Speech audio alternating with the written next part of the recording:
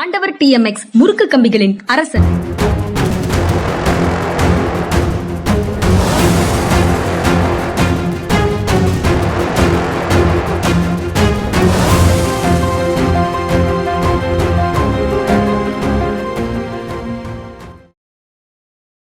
வணக்கம். இது மனிதா. மேற்கு ஆசிய போரால ஏற்படக்கூடிய பாதிப்புகள் நீண்ட காலம் நம்மை தாக்கும். அதனால நம்ம கொரோனா காலத்துல எப்படி இருந்தோமோ அதே மாதிரி ஒற்றுமையோடு அந்த பிரச்சனையை எதிர்கொள்ள வேண்டும் அப்படின்னு பிரதமர் நரேந்திர மோடி நேற்று பேசியிருக்கிறாரு நாடாளுமன்றம். ஓகே, எப்படி எதிர்கொண்டோம் கொரோனா காலத்தை? முதல் ரவுண்டுல எப்படி எதிர்கொண்டோம், இரண்டாவது ரவுண்டுல எப்படி எதிர்கொண்டோம்? அரசு இந்த இரண்டு சமயங்கள்லயும் தன்னை எவ்வளவு தூரம் தயார்படுத்தி வைத்திருந்தது? திடீரென்று ஒரு நாள் இரவு எல்லாவற்றையும் முடக்கி வீட்டுக்குள் இருங்கள் அப்படின்னு சொன்னதை தவிர வேறு என்ன நடவடிக்கைகளை எடுத்தது? நீங்க தடுப்பூசி கண்டுபிடிச்சு அதை தயாரிச்சு இந்திய மக்களுக்கு கொடுக்கிறதுன்னு முடிவெடுத்த போது கூட அதற்கு கட்டணம் வசூலிப்பதற்கு எதிராக உச்சநீதிமன்றத்துல வழக்கு போட்டு உச்சநீதிமன்றம் தான் எல்லாருக்கும் இலவசமாக கொடுக்க வேண்டும் அப்படின்னு சொன்னது. மக்களை பாதுகாப்பதற்காக அரசு செய்தது என்ன அப்படின்னு அப்போதே கட்சிகள் கேள்விகளை எழுப்பினார்கள்.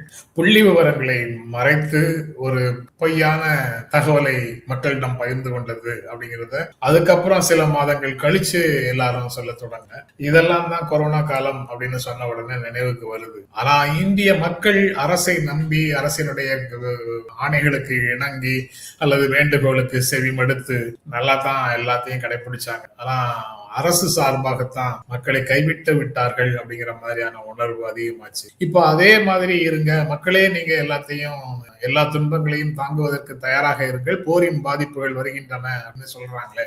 போர் வேண்டாம், போர் வேண்டாம், போர் வேண்டாம்னு ஒவ்வொரு உலகத்துல ஒவ்வொரு மூலையில இருந்தும் சத்தம் போடுறவங்க இருக்காங்கல்ல, அந்த குரல்களை எல்லாம் தள்ளி வச்சுட்டு சடார்னு ஒரு போரை தொடங்குவது யாரு? அதிகாரத்துல இருக்கக்கூடியவங்க, அதிகாரத்தை காப்பாற்றுவதற்காக இருக்கக்கூடியவங்க, தங்களை சுற்றி அதிகாரத்தில் இருக்கக்கூடியவர்களை சுற்றி இருக்கக்கூடிய பெரிய பெரிய தொழில் நிறுவனங்களுடைய தொழிலை காப்பாற்றுவதற்காக, அதற்கு ஒரு சந்தையை பிடிச்சு கொடுப்பதற்காக, அவர்களுக்கு தேவையான, அவர்கள் உற்பத்தி செய்வதற்கு தேவையான மூலப்பொருள்களை எந்த நாட்டுல இருக்கோ அங்கிருந்து கபலீகரம் செய்து இங்க கொண்டு வந்து கொடுப்பதற்காக, அல்லது அவர்களை கட்டுப்படுத்தி மிக குறைந்த விலையில் இந்த நிறுவனங்களுக்கு அளிப்பதற்காக நாட்டுக்கு தேவையான விஷயங்களை செய்கிறோம் என்று அதிகாரத்தில் இருக்கக்கூடியவர்கள் செய்கிறார்கள் இந்த போர்களை.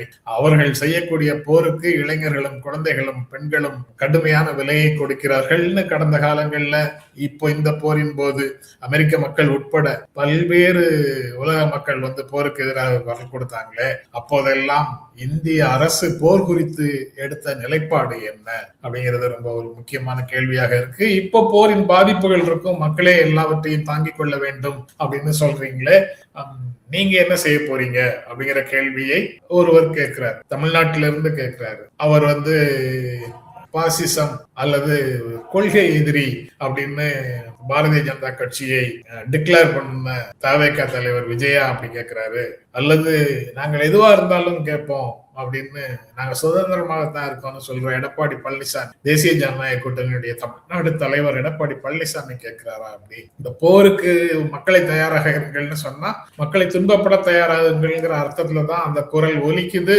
அப்படிங்கிற உணர்வை இந்த கேள்வி மூலமாக முன் வச்சிருக்கிறது தமிழ்நாடு முதலமைச்சர் மு.க.ஸ்டாலின் அவர். மாண்புமிகு பிரதமர் அவர்களே, தயாராக இருக்க வேண்டியது ஒன்றிய அரசா நாட்டு மக்களா? போர் வந்துருச்சு அங்கன்னா தயாராக இருக்க வேண்டியது ஒன்றிய அரசா நாட்டு மக்களா? கோவிட்-19க்கு தயாரானது போல வெஸ்ட் ஏசியா வாரின் பாதிப்புகளுக்கும் தயாராக இருக்க வேண்டும் அப்படிங்கிறாரு மாண்புமிகு பிரதமர். இதற்காக நான் மார்ச் 11 சொல்றாரு முதலமைச்சர் கடிதம் எழுதியிருந்தாரு. போர் சூழல் தீவிரமடைஞ்ச உடனேயே அதன் தாக்கங்களை உணர்ந்து அனைத்து பயன்பாடுகளுக்குமான சிலிண்டர்கள் தடையின்றி கிடைப்பதை உறுதி செய்ய வேண்டும்னு ஒன்றிய அரசுக்கு நான் கேட்டிருந்தேன். வளைகுடா நாடுகள்ல இருக்கக்கூடிய தமிழர்களை மீட்க வேண்டும், மின் நிலையங்களுக்கான எரிவாயு விநியோக அளவு கட்டுப்பாடுகளை மாற்றி அமைக்க வேண்டும் அப்படின்லாம் கடிதம் எழுதினேன். ஆனா உங்களிடமிருந்து என்ன நடவடிக்கைகளை நீங்கள் எடுத்தீர்கள்? மார்ச் 11, இன்னைக்கு 13 நாள் ஆச்சு. என்ன அரசை எடுத்தீங்க? நிலைமையின் தீவிரத்தை ஒன்றிய ஆட்சியாளர்களுக்கு உணர்த்த எதிர்கட்சிகள் நாடாளுமன்றத்துல போராட்டம் நடத்தினாங்க. மார்ச் 12 எதிர்கட்சிகள் ஒரு அலர்ட் மெசேஜாக நாடாளுமன்றத்துல போராட்டம் நடத்தினாங்க. 14 மார்ச் 14 தங்களது நடவடிக்கைகளுக்கு காத்திராமல் பொறுப்புள்ள மாநில அரசாக உயர்நிலை ஆலோசனை குழுல உயர்நிலை ஆலோசனையை மேற்கொண்டு உணவு உற்பத்தி கூடங்கள், உணவு உற்பத்தி தொழிற்கூடங்கள் எல்பிஜிக்கு பதிலாக மின் அடுப்புகளை பயன்படுத்தும் போது ஏற்படும் கூடுதல் மின்சார நுகர்விற்கு யூனிட் ஒன்றுக்கு 2 ரூபாய் மானியம் அப்படின்னு அறிவிச்சிருக்கிறோம் மாநில அரசு. MSME நிறுவனங்கள் மின் அடுப்புகள், மின் சூடேற்றிகள் கொள்முதல் செய்வதற்கு மானியத்துடன் கூடிய கடன் கொடுத்திருக்கிறோம். தொழிற்சாலைகள் மாற்று எரிபொருட்களை பயன்படுத்திக் கொள்வதற்கு பொல்யூஷன் கண்ட்ரோல் போர்டு இசைவானை பெற தேவையில்லை அப்படின்னு ஒரு நிபந்தனையை தளர்த்தி இருக்கிறோம். உணவகங்கள் மூடப்படும் வேளையில விவசாயிகளுடைய வாழ்வாதாரத்தை கருத்தில் கொண்டு காய்கறிகள் மற்றும் பழங்களை 194 உழவர் சந்தைகள்ல எவ்வித கட்டுப்பாடும் இல்லாமல் அவர்கள் விற்பனை செய்து கொள்ள அனுமதி கொடுத்திருக்கிறோம். இந்த மாதிரி எல்லா விஷயங்களையும் இந்த எரிவாயு தட்டுப்பாட்டை சமாளிப்பதற்காக, தீர்வு காண்பதற்காக இல்ல, சமாளிப்பதற்காக, எதிர்கொள்வதற்காக மாநில அரசு அறிவிச்சது. ஆனா ஒன்றிய அரசு செய்தது என்ன அப்படிங்கிற கேள்வியை முதலமைச்சர் அப்பவே நான் கேட்டேன்னு சொல்றாரு முதலமைச்சர். மக்கள் நலனை காக்க ஒன்றிய அரசு என்ன செய்ய போகிறது அப்படின்னு கேட்டேன். பதிலே இல்ல.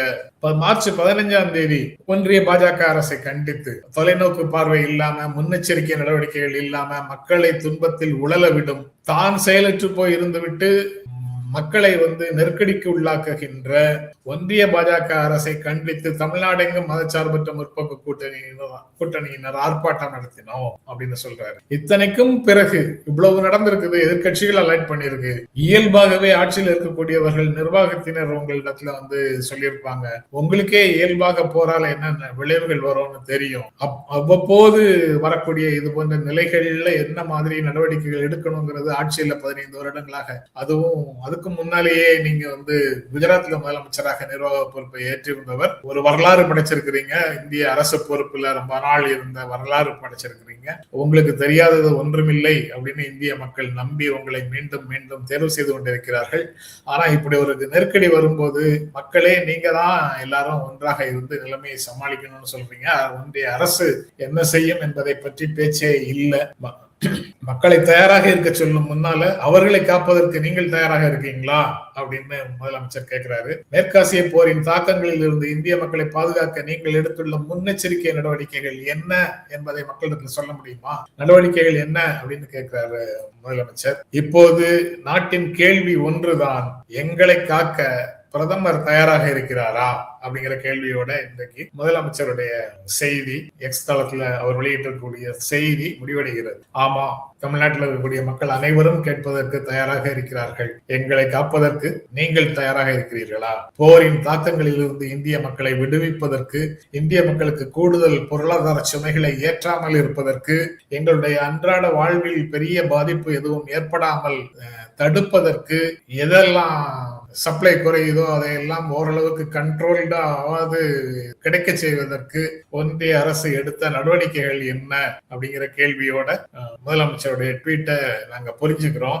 அதற்கு ஒன்றிய அரசு சார்பாக ஒரு தெளிவான பதில் கிடைச்சதுன்னா எங்களுக்குள்ள இருக்கக்கூடிய அச்சமும் பதற்றமும் குறைந்து நீங்க சொல்ற மாதிரி எதுவரையும் சமாளிப்போங்கிற மன உறுதி எங்களுக்கு வரும். இல்லாட்டாலும் வரும் மன உறுதி. ஆனா இந்த கேள்விகள் முதலமைச்சருடைய கேள்விகளுக்கு பதில் தேவைப்படுகின்ற கேள்விகள். வயது ஆக ஆக பல விடை தெரியாத கேள்விகளை ஏற்றுக்கொள்வதற்கு நாம் பக்குவப்படுகிறோம் அப்படின்னு சொல்லுவாங்க. இங்க இளைஞர்கள், இந்தியால இளைஞர்கள் அதிகமாக இருக்கிறார்கள். அதனால அவர்களுக்கு அந்த மாதிரி பக்குவம் இல்லாம இருக்கலாம். அவர்களை பக்குவப்படுத்த வேண்டியது நம்ம கடமை. அதனால நீங்க முதலமைச்சர் எழுப்புகின்ற இந்த கேள்விகளுக்கு ஒன்றிய அரசு பதில் சொன்னா நலமாக இருக்கும் அப்படின்னு நினைக்கிறேன். நேற்று தமிழ்நாட்டுல தேசிய ஜனநாயக கூட்டணி கிட்டத்தட்ட தங்களுக்கான இடங்களை இறுதி செய்திருக்கிறார்கள். பாரதிய ஜனதா கட்சி, அதிமுக, பாரதிய ஜனதா கட்சி, பாட்டாளி மக்கள் கட்சி, அமமுக, இந்த 4 கட்சிகளுக்குமான இடங்களை முடிவு செய்திருக்கிறார்கள். ஜி கே வாசனுடைய தமிழ் மாநில காங்கிரஸ், அதுக்கப்புறம் பாரிவேந்தர், ஜான் பாண்டியன், ஏசி சண்முகம், திருமாறன் போன்றவர்களுக்கு எத்தனை இடங்கள் அப்படிங்கிறது இன்னும் உறுதியாக தெரியல. நேற்று இரவே அதை முடிவு செய்து உங்களுக்கு அறிவிப்போம் அப்படின்னு தேசிய ஜனநாயக கூட்டணியினுடைய தமிழ்நாடு தலைவர் எடப்பாடி பழனிசாமி அவர்கள் நேற்று சொல்லியிருந்தாரு செய்தியாளர் சந்திப்புல. ஆனா நேற்று இரவு அது நடக்கல. இது ஏன் நடக்கல அப்படிங்கிற கேள்விக்கான பதில் தெரியல. ஊகங்களாக பல தகவல்கள் ஊடகங்கள்ல ஓடுது. ஜி.கே. வாசனுக்கு 2 இடங்கள்னு சொன்னாங்க, அதை அவர் ஏற்கல. மற்றவர்களுக்கெல்லாம் 1 இடம்னு சொல்லி இருக்கிறாங்க, அதையும் ஏற்கல அப்படின்னு சொல்றாங்க. அது அப்படித்தானாங்கிறது உறுதியாக தெரியல. அதற்கு முன்னால ஒரு மிகப்பெரிய ஒரு உடன்பாட்டை எட்டியதாகவும் திமுக கூட்டணியில உடன்பாடு எட்டப்படாமல் இருக்கு, நாங்க முன்கூட்டியே அந்த உடன்பாட்டை எட்டிட்டோம், தேர்தலில் நாங்க தான் அஹெடா இருக்கிறோம், வெற்றி எங்களுக்கு தான், 210 இடங்கள்ல நாங்கள் வெற்றி பெறுவோம் அப்படின்லாம் அதிமுக பொதுச் செயலாளர் நேற்று செய்தியாளர் சந்திப்புல சொல்றாரு. அவருடைய ஆதரவாளர்கள் சமூக ஊடகங்கள்ல காங்கிரஸ் கட்சிக்கு நீங்க 3 சீட்டு கூட கொடுத்தீங்க, 28 சீட் கொடுத்தீங்க, எடப்பாடி பழனிசாமி 27 சீட்டு தான் கொடுத்திருக்காரு பாஜகவுக்கு. செல்வாக்கோடு இந்தியாவில் இருக்கக்கூடிய பாஜகவுக்கே நாங்க 27 சீட்டு தான் கொடுத்திருக்கிறோம், நீங்க தோல்வி பயத்தால காங்கிரசுக்கு 28 சீட்டு கொடுத்துட்டீங்க, தோல்வி பயத்தால நீங்க நாங்க டெல்லி போறதையெல்லாம் குறை சொல்லிட்டு இருக்கீங்க, நாங்க 210 இடங்கள்ல வெற்றி பெறுவோம்னு சொல்றாங்க அதிமுக ஆதரவாளர்களும் அந்த கட்சிக்காரங்களும். அதே விஷயங்களை தான் நேற்று தொலைக்காட்சி விவாதங்கள்லயும் வந்து சொன்னாங்க. மாலை முரசு தொலைக்காட்சியில அந்த விவாதத்துல நானும் பங்கேற்றேன். அதுல இந்த 27, 28 அப்படின்னு இந்த எண்ணிக்கையை சொல்லி விளையாடுறதுல ஏற்கக்கூடிய ஆபத்தை விளக்க முடிந்தது. 25 இடங்களை பெற்ற காங்கிரஸ் கட்சி 2021 25 இடங்களை திமுக கூட்டணியில பெற்ற காங்கிரஸ் கட்சி இப்போது 28 இடங்களை பெற்றிருக்கிறது. அதாவது 25 இடங்கள்ல இருந்து 3 இடங்களை அதிகமாக பெற்றிருக்கிறது. 2021 அதிமுக கூட்டணியில 20 இடங்களை பெற்ற பாரதிய ஜனதா கட்சி இப்போது 27 இடங்களை பெற்றிருக்கு. 20 இடங்களை பெற்ற பாரதிய ஜனதா கட்சி 7 இடங்களை கூடுதலாக பெற்றிருக்கு. இதை சதவீதத்தில் சொல்ல வேண்டும் என்றால் பாரதிய ஜனதா கட்சிக்கு அதிமுக கூடுதலாக கொடுத்தது 35%, காங்கிரஸ் கட்சிக்கு திமுக கூடுதலாக கொடுத்தது 12%. காங்கிரஸ் கட்சி அந்த 28 இடங்களை தவிர 234 தமிழ்நாட்டு தொகுதிகளிலேயும் சட்டப்பேரவை தொகுதிகளிலேயும் வேறு எந்த தொகுதியிலும் கை சின்னத்தில் யாரும் போட்டியிட மாட்டார்கள். காங்கிரசினுடைய போட்டி 234 தொகுதிகளில் 28 இடங்கள்ல மட்டும்தான் இருக்கும்.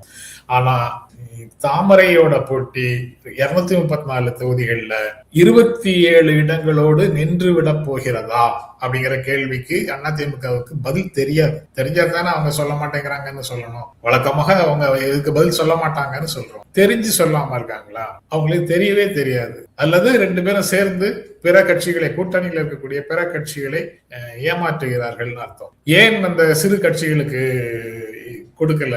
இப்போ பாட்டாளி மக்கள் கட்சி மாம்பழம் சின்னம் இல்லை என்று ஒரு நிலை வந்தால் இந்த 3 நாட்களுக்குள்ள சிவில் கோர்ட்ல முடிவு செய்து டாக்டர் ராமதாஸுக்கா அல்லது அன்புமணிக்கா மாம்பழம் எல்லாருமாக சேர்ந்து நெருக்கி அழுத்தம் கொடுத்து மாம்பழத்தை பிசைந்து விடாதீர்கள், மாம்பழம் மாம்பழமாக இருக்கட்டும் அப்படின்னு உச்ச நீதிமன்றத்திலேயே சொல்றாங்க.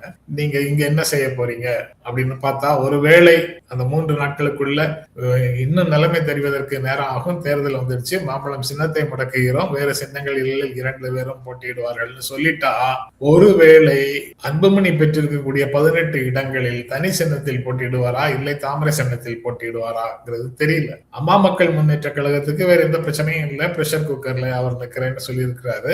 அவர்களிடமும் அது போன்றதொரு அழுத்தம் இருக்கிறதா அப்படிங்கிறது தெரியல. அம்மா மக்கள் முன்னேற்ற கழகம் பிரஷர் குக்கர்ல தான் நிற்பேன்னு அவங்க உறுதியாக சொல்லி இருக்கிறாங்க. நடக்கட்டும், ஓகே. இது தவிர மீறி இருக்கக்கூடியவர்கள் இரட்டை இலை சின்னத்தில் இருக்கிறார்களா அல்லது அவர்கள் சுயேட்சையான சின்னங்களில் இருக்கிறார்களா அல்லது தாமரை சின்னத்தில் இருக்கிறார்களாங்கிறது இன்னும் உறுதியாக தெரியல. அதை இந்த கூட்டணியின் அறிவிப்புல தெளிவாக சொல்லல. அப்படி என்றால் 27 இடங்களோடு பாரதிய ஜனதா கட்சி நிற்கவில்லை, கூடுதலாக இடங்களில் அவர்கள் நிற்பதற்கான வாய்ப்பு இருக்கிறது அப்படின்னு புரிந்து கொள்ளலாம். இதுதான் முதன்மையானது, முக்கியமானது. இந்த கேள்விதான் முக்கியமானது. அதுக்கு அவங்க பதில் சொல்லல அப்படிங்கிறதோட அதை விட்டுடலாம். ஏன்னா பாஜக பூச்சாண்டி காட்டுறீங்க அப்படின்னு எல்லாரும் சொல்றாங்க. திமுகவினுடைய குறைகளை, திமுகவினுடைய தவறான செயல்களை விமர்சிப்பதற்கு தயங்குகிறவர்கள் எல்லோர் மேலேயும் வைக்கக்கூடிய குற்றச்சாட்டு பாஜக பூந்துடும் அப்படின்னு சொல்லிட்டு நீங்க இதெல்லாம் செய்றீங்க. அந்த பாஜகவுக்கும் தமிழ்நாடு சட்டப்பேரவை தேர்தலுக்கும் என்ன தொடர்பு? தமிழ்நாடு சட்டப்பேரவை தேர்தல் இலைக்கும் சூரியனுக்கும் தானே, இரட்டை இலைக்கும் சூரியன் அப்படின்னு பலர் சமூக ஊடகங்கள்ல எழுதுறாங்க. சில யூடியூபர்ஸ் யூடியூப்ல பேசுறாங்க. ஆனா உண்மையிலேயே எத்தனை இடங்களில் போட்டியிடுகிறார்கள்ங்கிறத பார்ப்போம். 20-27 இடங்கள்ல போட்டியிடுறாங்க. அதாவது 35% அதிகமாக போட்டியிடுகிறார்கள். அது மட்டும்தானா இல்ல இன்னும் இருக்குதா அப்படிங்கிறத பார்க்கலாம். மற்றபடி அதிமுக அலுவலகத்துல ஒப்பந்தம் போட்டுட்டோம் அப்படின்னு மாறுதட்டி கொள்வது, காலரை தூக்கிக் கொள்வது எல்லாம் தொடர்ந்து அரசியல் விமர்சகர்களும் பத்திரிகையாளர்களும் திமுக கூட்டணி கட்சியினரும் தொடர்ந்து பொது வெளியில வைத்த விமர்சனங்கள் ஒரு அழுத்தத்தை அங்கு உருவாக்கி இருக்கிறது. அதனாலதான் டெல்லிக்கு பறந்து போய் அங்கு கூட்டணியை இறுதி செய்தாலும், தொகுதி பங்கீட்டை அங்கேயே மனக்கணக்காக முடிவு செய்துவிட்டு வந்தாலும், ஒப்புக்கொண்டு வந்தாலும், அறிவிப்பை எடப்பாடி பழனிசாமியை விட்டு அறிவிக்க சொல்லி இருக்கிறார்கள். எடப்பாடி பழனிசாமியினுடைய அலுவலகத்தில் அதை செய்திருக்கிறார்கள். கூட்டணியினர் எல்லாரும் அறிவாலயத்துல திமுக கூட்டணியில முடிவு செய்வதை போல புரட்சி தலைவர் எம்ஜிஆர் மாளிகையில் அதிமுகவினுடைய தலைமை அலுவலகத்துல தேசிய ஜனநாயக கூட்டணி தன்னுடைய ஒப்பந்தத்தை, உடன்பாட்டை உறுதி செய்தது அப்படின்னு சொல்வதன் மூலமாக என்ன சொல்றாங்க, என்ன மக்களிடத்துல தெளிவாக சொல்ல பாக்குறாங்கன்னா, தேசிய ஜனநாயக கூட்டணிக்கு தமிழ்நாட்டுல தலைமை தாங்குவது அதிமுக தான் அப்படின்னு சொல்ல பாக்குறாங்க. அது அப்படித்தானா அப்படிங்கிறது இந்த போட்டியிடக்கூடிய தொகுதிகள்ல எவ்வளவு விட்டு கொடுத்திருக்காங்கிறத பொறுத்து தெரியுது. அதிமுக போட்டியிடுகின்ற தொகுதிகள் 171 அப்படின்னு சொன்னா அதுலதான் நிற்க போறாங்கன்னா, மீதி அனைத்துமே பிஜேபி போட்டியிடக்கூடிய தொகுதிகள் தான் அப்படின்னு ஒரு இன்டர்பிரேஷன் கொடுக்கலாம். சின்னம் வேற சின்னமாக இருந்தா கூட, ஒருவேளை அதுவே இல்லாம எல்லாமே தாமரையாக கொண்டு வருவதற்கு வாய்ப்பு இருக்கு. அப்படி இல்லைன்னா கூட சின்னங்கள் வெவ்வேறாக இருந்தாலும் அவை எல்லாம் பாஜக கையில தான் இருக்கு. அதிமுகவினுடைய போட்டியே பாஜக கையில தான் இருக்கு. பாஜகவினுடைய இயக்கத்திற்கு ஏற்றபடி செயல்படக்கூடியவர்கள் தான் அந்த கூட்டணியில் இருக்கக்கூடிய எல்லாரும் அப்படிங்கிற புரிதல் பரவலாக தமிழ்நாட்டுல மக்களிடத்துல வேகமாக பரவிட்டு இருக்குது. ஏற்கனவே பலருக்கு அது தெரிஞ்சும் இருக்குது. அதனால இது தொடர்பாக முன்வைக்கக்கூடிய எல்லா விஷயங்களும் பெரிய அளவுல எடுபடாது அப்படின்னு நினைக்கிறேன். அவங்க இன்னும் அதிருப்தியோடு இருக்கக்கூடிய ஜி.கே. வாசனை திருப்திப்படுத்திட்டு வரட்டும். அதை சீக்கிரமாக அந்த உடன்பாட்டை அவர்கள் முடித்துக் கொள்ளட்டும். இங்க 2-3 நாட்களாக பரபரப்பை உருவாக்கி கொண்டிருந்த மார்க்சிஸ்ட் கம்யூனிஸ்ட் கட்சி கடைசியில திமுக கொடுத்த 5 இடங்களை பெற்றுக்கொண்டது. அதிருப்தியோடு இருக்கிறோம், எங்களுக்கு திருப்தி இல்லை அப்படின்னு எல்லாம் மார்க்சிஸ்ட் கம்யூனிஸ்ட் கட்சி சொல்லி இருக்கு. ஆனா ஒற்றை இலக்கு காரணமாக பாரதிய ஜனதா கட்சி தன்னுடைய அதிகாரத்தை விரிவுபடுத்திவிடக் கூடாது என்ற காரணத்துக்காக திமுக கூட்டணியிலேயே தொடர்ந்து பயணிப்பது, 5 தொகுதிகளை ஏற்றுக்கொள்வது அப்படின்னு அவங்க முடிவு செய்திருக்கிறாங்க. சரி, அது முடிஞ்சிடுச்சு. அப்ப இனி அடுத்ததெல்லாம் சீக்கிரம் முடிஞ்சிருமான்னு பார்த்தா இன்று முடியும் என்று சொல்கிறார்கள். விடுதலை சிறுத்தைகளோடு உள்ள உடன்பாடு, அவங்க நேற்று உயர்நிலை குழு கூட்டம் போட்டு இரட்டை இலக்கத்தில் சட்டப்பேரவை தொகுதிகள் வேண்டும், 2028 ஒரு மாநிலங்களவை இடம் வேண்டும் அப்படின்னு ரெசல்யூஷன் போட்டிருக்கிறாங்க. அதுவும் திமுக அதை எப்படி ஹேண்டில் பண்ண போகுதுங்கிறது இன்றைக்கு தெரியும். இரட்டை இலக்கங்கள்னா 10 சீட்டாவது குறைந்தபட்சம் வேணும் அப்படின்னு அர்த்தமாகுது. இப்படிதான் மார்க்சிஸ்ட் கம்யூனிஸ்ட் கட்சியும் சொல்லிட்டு இருந்தது, இரட்டை இலக்கங்கள்ல வேண்டும் அப்படின்னு சொன்னாங்க. முன்னாடி அதிமுக வாங்கியிருக்காங்க, திமுக வாங்கியிருக்கிறாங்க. அதனால அதை வேண்டும் அப்படின்னு சொல்லி அவங்க கேட்டாங்க, கொடுக்கல. 5 இடங்களோட இப்போது முடிவடைந்திருக்கிறது. 2 கம்யூனிஸ்ட் கட்சிகளுக்கும் சேர்த்து 10 இடங்கள் அப்படிங்கிறது ஒரு விதமான கணக்காக இருந்தால், ஒருவேளை திருமாவளவனுக்கு 10 இடங்கள் ஒருவேளை கொடுத்தாலும் இருக்கலாமா அப்படிங்கிற கேள்வி வருது. அதற்கு வாய்ப்பு இருக்கா அப்படின்னா, 10 இடங்கள் கொடுக்கிறதாக ஒரு பேச்சு இருந்தா கூட, அல்லது ஒரு புரிதல் இருந்தால் கூட, இறுக்கமாக இவ்வளவு நாட்கள் எல்லாரும் இருக்க மாட்டாங்க. நல்ல இந்த இறுக்கம் வேறு செய்தியை இன்னும் சொல்லுது. அவங்க இன்னும் கூடுதலாக அழுத்தம் கொடுப்பார்கள். திருமாவளவன் எவ்வளவோ சொல்லிட்டாரு, இந்த கூட்டணியில தான் இருக்கிறோம், நேற்று கூட தீர்மானம் நிறைவேற்றிருக்கிறாங்க, இந்த கூட்டணி 200 இடங்களுக்கு மேல வெற்றி பெறுவதற்கு தங்களால் ஆன அனைத்தையும் விடுதலை சிறுத்தைகள் செய்யும் அப்படின்னு சொல்லியிருக்கிறாரு. பட் இடையில அந்த கட்சியில ஒரு குழப்பத்தை உருவாக்குனவர் இருந்தாரு, அதுக்கப்புறம் கட்சியை விட்டு போயிட்டார்ல. அது அந்த அவர் எழுப்பிய பிரச்சனைகள் அந்த கட்சிக்குள்ள இன்னும் ஒரு சிலர் மத்தியில மேலோங்கி இருக்கலாம். அந்த கோரிக்கைக்கு குறைவாக எது செய்தாலும் அது உயிர் பெற்று விடுமோ அப்படின்ற ஒரு கவலை இருக்கலாம். அல்லது அந்த உணர்வு பரவலாக கட்சி தொண்டர்களிடத்தில் இருப்பதும் இயல்பானதுதான். அந்த மாதிரியான விஷயங்களுக்காக தங்களுடைய நிலைப்பாட்டை மீண்டும் மீண்டும் தெளிவுபடுத்திட்டு கடைசியில அரசியல் ரீதியாக ஒரு கட்சி எப்படி இயங்க முடியுமோ அந்த முடிவுக்கு திருமாவளவனும் வரக்கூடும். அரசியல் கட்சி எப்படி இயங்க முடியுமோ இன்றைய சூழலை புரிந்து கொண்டு, அக்செப்டன்ஸ்ங்கிறது ஒரு ரொம்ப முக்கியமான விஷயம், சூழலை ஏற்றுக்கொள்கின்ற பக்குவம் பெற்றவர்களாக சூழலுக்கு தகுந்த மாதிரி தங்களை தகவமைத்துக் கொண்டு போகிற தலைமை தான் உருப்படியாக செயல்பட முடியும். மாறாக சமூக ஊடகங்கள்ல கருத்து சொல்லக்கூடியவர்கள் என்ன வேண்டுமானாலும் சொல்லலாம், இதுதான் பிராக்டிக்கல் விஷயம் அப்படின்னு சொன்னா தியரிட்டிக்கலா இந்த பிராக்டிக்கலாக இதுதான் செய்ய முடியும்னு சொல்றவங்களை கூட கடுமையாக விமர்சிக்கலாம். நேற்று வரை நீங்கள் நேசித்த நபர்களை கூட இன்று இந்த கருத்துக்காக கடுமையாக விமர்சிக்கலாம். அதுல ஒன்றும் நீங்க விமர்சனம் செய்வதில் எந்த விதமான தப்பும் இல்லை. பட் பிராக்டிக்கலான சொல்யூஷன்ஸ் அப்படிங்கிறது நிர்வாகத்தில் இருக்கக்கூடியவர்கள் கையில இருக்கு. அவங்க அந்த முடிவை எடுப்பார்கள்.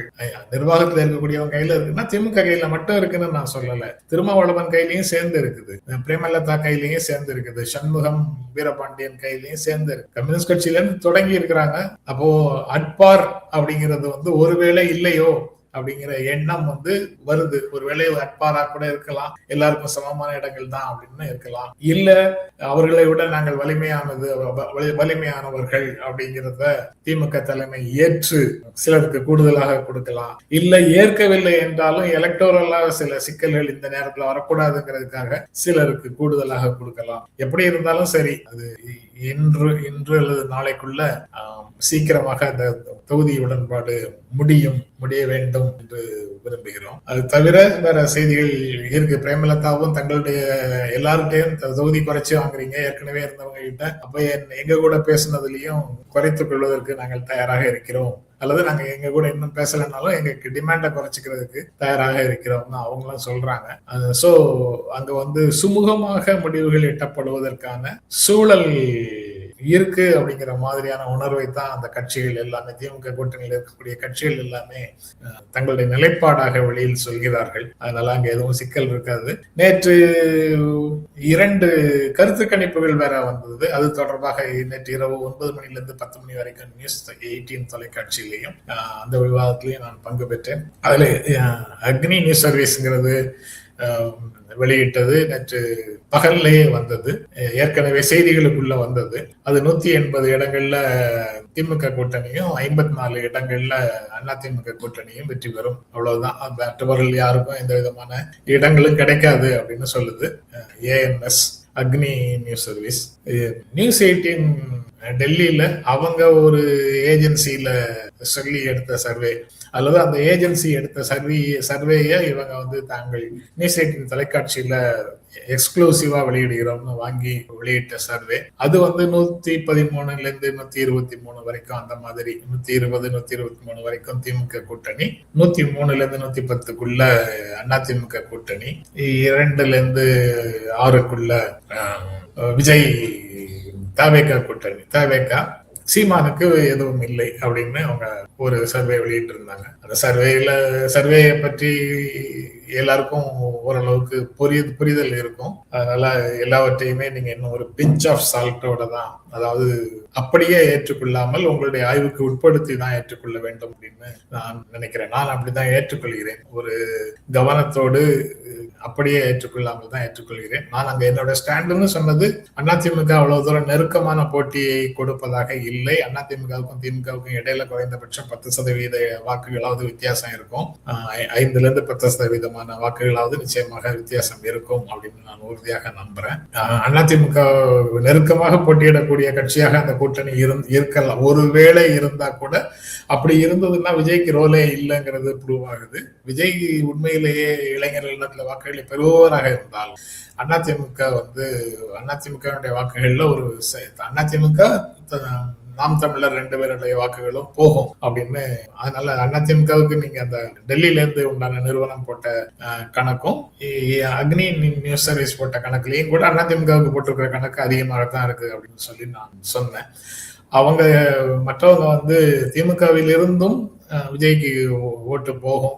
அது திமுகல இருந்து டேமேஜே இருக்காது, திமுக கூட்டணியிலே டேமேஜே இருக்காதுன்னு சொல்ல முடியாது அப்படின்னு சொன்னாங்க. ஓகே, அதுல ஆன்டி இன்கம்பன்சி அப்படின்னு இருக்கக்கூடிய வாக்குகள் அதிமுகவுக்கும் விஜய்க்கும் பிரிந்து போகும்.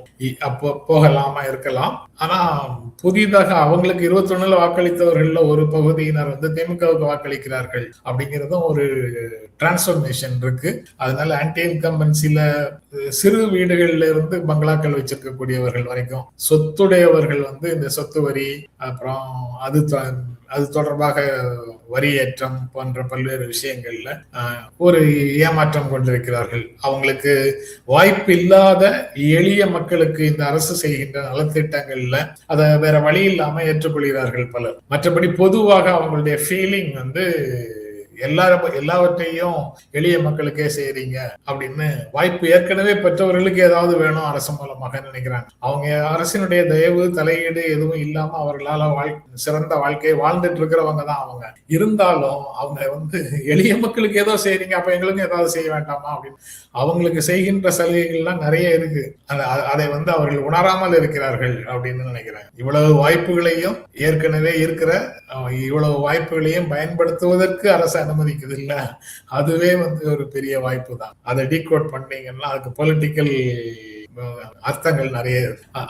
அது வேண்டாம். இந்த அரசமைப்பு சட்டத்துக்கு உட்பட்டு இருக்கக்கூடிய ஆட்சி முறையில திமுக ஆட்சி இந்த 5 ஆண்டுகள்ல திமுக ஆட்சி மிகச்சிறந்த திட்டங்களை செயல்படுத்தி இருக்கிறார்கள் எளிய மக்களுடைய முன்னேற்றத்திற்காக, தமிழ்நாட்டின் முன்னேற்றத்திற்காக. அதுல இன்று கூட இன்னொரு செய்தி இருந்தது, அதை நான் அப்போ தனியாக சொல்லணும்னு நினைச்சேன், சொல்லல. நான் இப்போ அதையும் சொல்லிட்டு நிறைய செய்றேன். மேல்நிலை பள்ளி கல்வியில மாணவிகள் சேர்க்கை 76%, மாணவர் சேர்க்கை 71% உயர்ந்திருக்கிறதுன்னு ஒன்றிய அரசினுடைய ஒருங்கிணைந்த மாவட்ட கல்வி ஆய்வு அறிக்கையில சொல்லி, இவங்க செல்ஃப் பூஸ்ட் பண்ணல, மாநில அரசாக ஒரு கிளைம் முன்வைக்கல, ஒன்றிய அரசினுடைய தரவுகளின் அடிப்படையிலேயே இங்கு ஏற்பட்டிருக்கக்கூடிய முன்னேற்றத்தை அவர்கள் விளக்குகிறார்கள் அப்படிங்கிறது தெரியுது. இது போன்ற ஒரு சூழல்ல தான் 2 கூட்டணிகளுக்குள்ளேயே நடந்த நிகழ்வுகளும் போருக்கான நம் தயார் நிலையும் இன்று இந்த எபிசோட்ல பேசியிருக்கிறோம். நாளைக்கு பாலச்சந்திரன் சார் வந்துருவாரு, அவரோட நாளைக்கு சந்திப்போம். நன்றி, வணக்கம்.